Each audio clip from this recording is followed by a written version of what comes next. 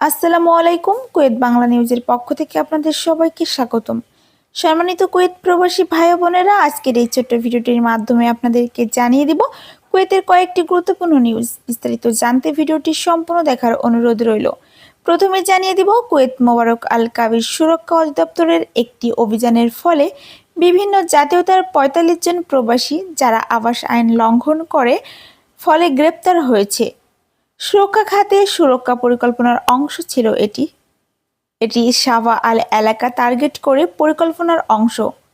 প্রবেশদ্বার এবং প্রস্থান করার সময় চেকপয়েন্টগুলির মাধ্যমে সালেম অঞ্চলটি অভিযান পরিচালনা করা হয়েছে।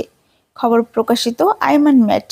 এদিকে কুয়েতের দমকল কর্মী দলগুলি মঙ্গলবার ভোরে সালমিয়া অঞ্চলে একটি যানবাহন এবং একটি দোকানের সামনের একটি তারেক আগুন নিয়ন্ত্রণ করতে সক্ষম হয়েছিল। দলগুলি আগুনের সাথে লড়াই শুরু করে এবং সফলভাবে কোনো আঘাত না করে এটি নিয়ন্ত্রণ নিয়ে আসে। খবর প্রকাশিত আইমান ম্যাট। এদিকে কুয়েত প্রবাসীদের জরুরিভাবে একটি হারানোর বিজ্ঞপ্তি জানানো যাচ্ছে যে এই পাসপোর্টটি গতকাল কুয়েত এয়ারপোর্টের পুরাতন টার্মিনালে হারিয়ে গিয়েছে। উনি বাংলাদেশ থেকে আসার পরে ভুলক্রমে পাসপোর্টটি ট্রলির উপরে রেখে চলে আসে। কেউ যদি পেয়ে থাকেন নিচে দেওয়া নাম্বারে যোগাযোগ করার অনুরোধ রইল।